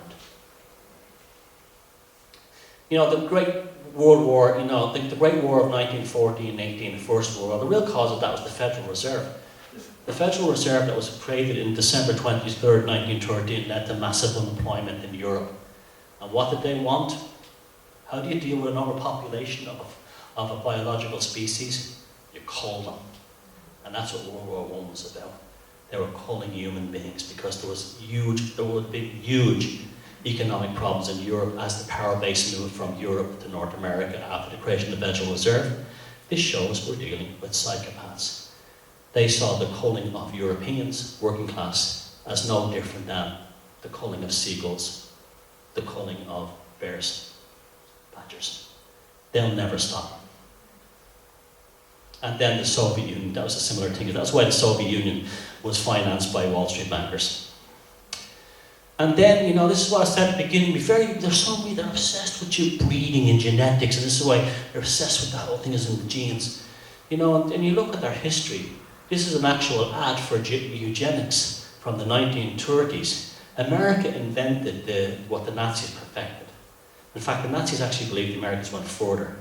The idea that human beings were not fit, that certain human beings were not fit because of their family background or their bloodline, and they would castrate them, sterilize them, cut their ovaries out, abort them, because they wanted a pure master race, purity. It's a psychopath thing, because a psychopath's a pure predator. And so they created all this nonsense, this garbage came out of Sir Francis Galton, who was a half-cousin of Charles Darwin, created the terms eugenics or better breeding.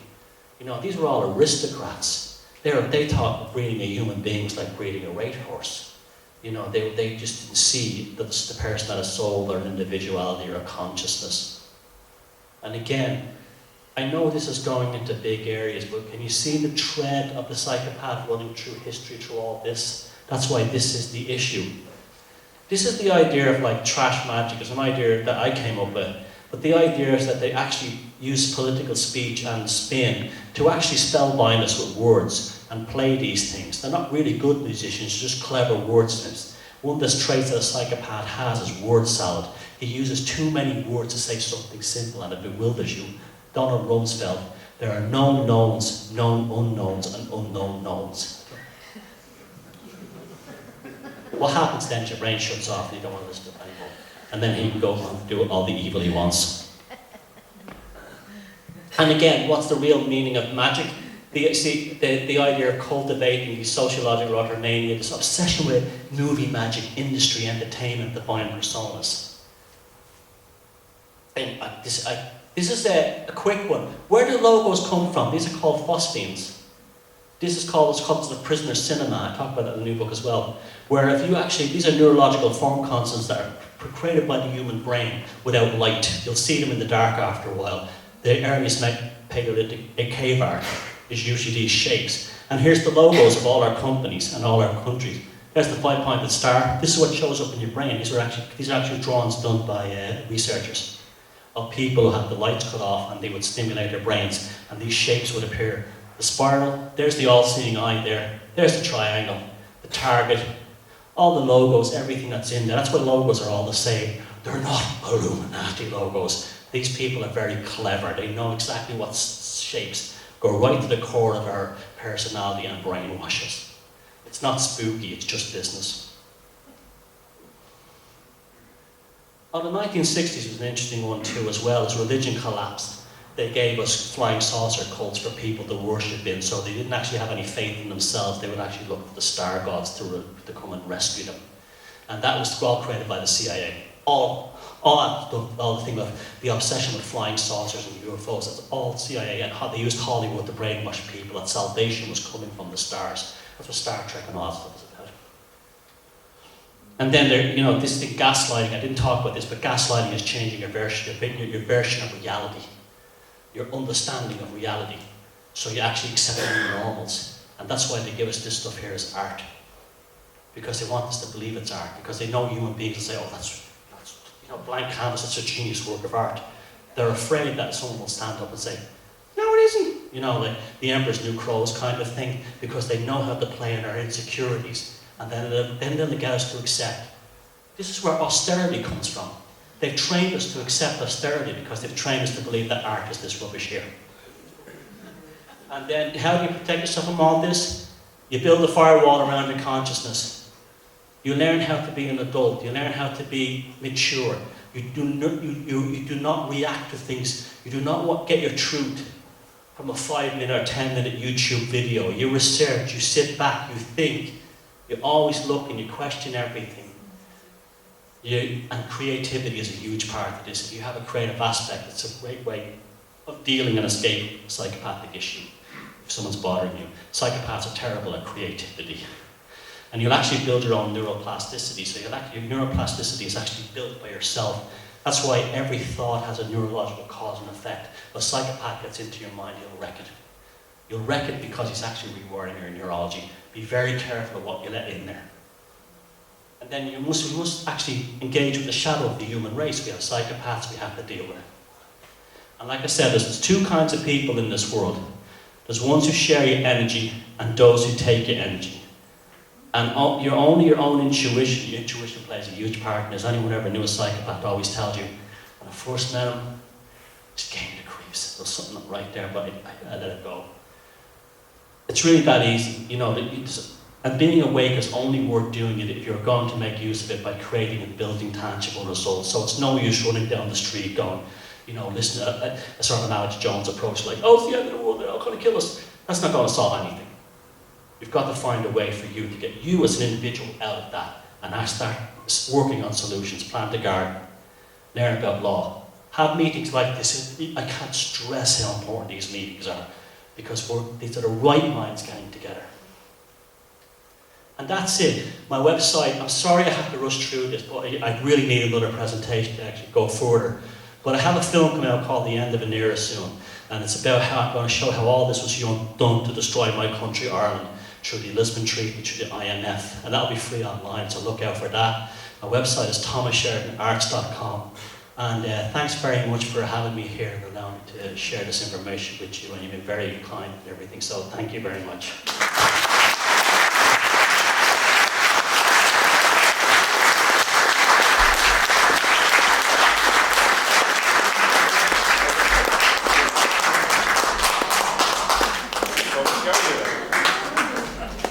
I don't want to keep anyone, but if anyone has questions, I can answer them.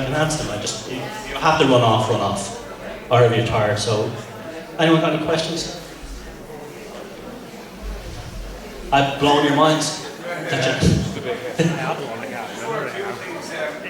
Believe that art and the chemtrails and stuff are part of our tools, our new tools. Ooh. For mind manipulation. You see, when I look into things really, I have to sort of have like really good proof of it. The chemtrails thing, yeah, okay. The trails are not the same as when we were kids. There's something different there. But I haven't seen any proof that they're actually poisoning us. I'll tell you why, because they'd have to have massive factories developing this stuff. But there's something going on. What it is, I don't know. And I'm not going to sit here and say, oh, it's this, that, and the other. The HARP thing, that thing really does exist. HARP is an actual machine. That's not a conspiracy theory. It does wreck the upper, it does, mess up with the upper atmosphere. It is known to cause earthquakes. It's probably some kind of weapon system. I wouldn't put anything past them. But again, you're asking someone who hasn't really looked into it, so I'm not really, but put it this way, I wouldn't put anything past them. Yeah, thanks. You say that you're a psychopath. Is it hereditary, or can you just develop it as psychopath tendencies? It's neither. I've seen no proof it's hereditary. It came from like Babylon.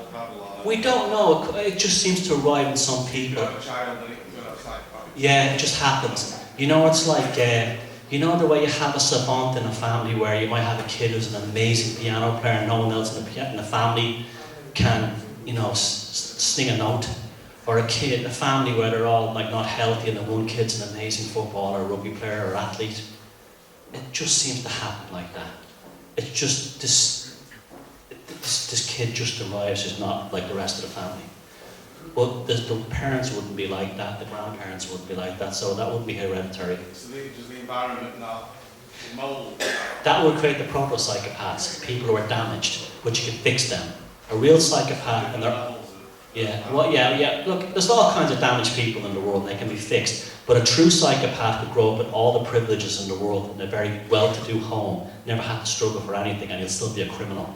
But also, on his deathbed, every psychopath is purely predatory right to the end. In the old people's home, they'll be stealing stuff from the other patients and stuff. Thomas, do you think there's a psychopathic thought behind the origination of the Liverpool pathway for the exit of old people? I don't even know what that is. It's sedation, dehydration of old people. Oh yeah, that's going on in Ireland. They have a different name for it. That's just the health boards trying to cut costs. Right. Because they don't see human beings as souls and they don't see them as love. They've never recognised that their nephew would really miss them or their partner would be crying. Yeah, it's just business. That's always the term. When I talk about psychopaths, I always say, the way to understand them, it's just business. Sorry? I've written Puzzling People, Elaborate to the Psychopath, Defeat the Demons, Freedom from Conscious Parasite Society, Reject and Survive the Psychopathic Control Grid, which is a script from a movie I was working on. It never got made, plus the bits that didn't make those two books, and the Anvil of the Psyche, the new one, which deals with media and manipulation. When I was talking about how they play with our minds through pop culture, that's mainly what that deals with. So 4 books so far. I've written other books, but they're relevant to this. Thomas, I know you're a bit reticent about pointing at genetics with this, and there's no evidence, or you say there's no evidence, but no hard evidence. Well, by their own actions, you're saying they're obsessed with blood, which they are. They don't breed out. Perhaps the aberrations that do pop up, that we come face to face with, are the fact that they've bred out. Yeah, I thought about this a lot as well, but they are obsessed with breeding amongst themselves, but they're not always psychopathic in these families. Not everyone is evil. But I think a lot of that is learned behaviour. When I was 19, I fancied this girl, but she was big into fox hunting, and so she got me into it as well. And I started to be disgusted by the fox hunting thing. And we were somewhere in Ireland, and they had this kind of rich family, and they were featured the top sculpture, the red coat, that crap. And I saw the fox running in the distance, and the thing was terrified. The hounds after it, and then they got the fox right. And to this day, I will never forget the screams of that fox being torn apart by the hounds. It was like the gates of hell being open, right? And then later on, I saw the young kids on the hut, blood here, here, and here. And I asked the girl what that was, and they said it's called blooding. It's called blooding, and the child on the first day of the fox hunt is blooded with and then I thought about that later on. When an animal is dying, it releases vast amounts of adrenaline. A child's facial tissue is very thin. That's why medications are sometimes given to kids to creams on the faces. So if you're wiping this moment of demonic murder onto a young child's face, what is being absorbed into that child?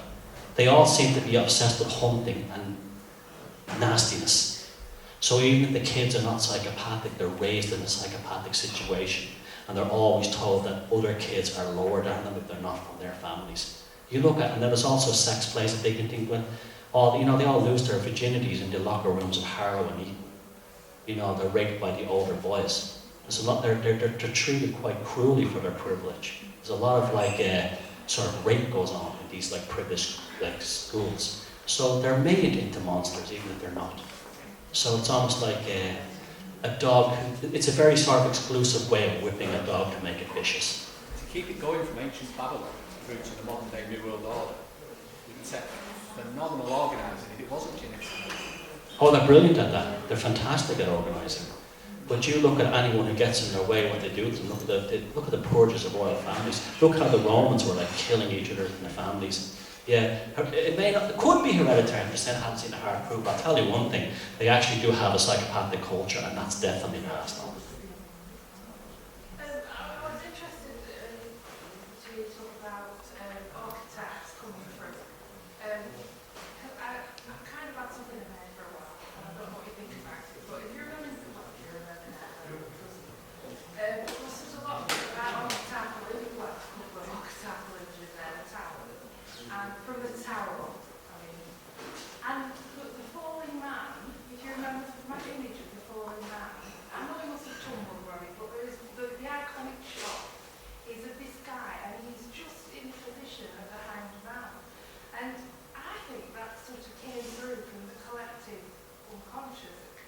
Of course it did. I'm a big, yeah. It's surrender to the higher good, not control and evil. It's the hangman's about surrendering for the good. Not control circumstances. The tower's about destruction through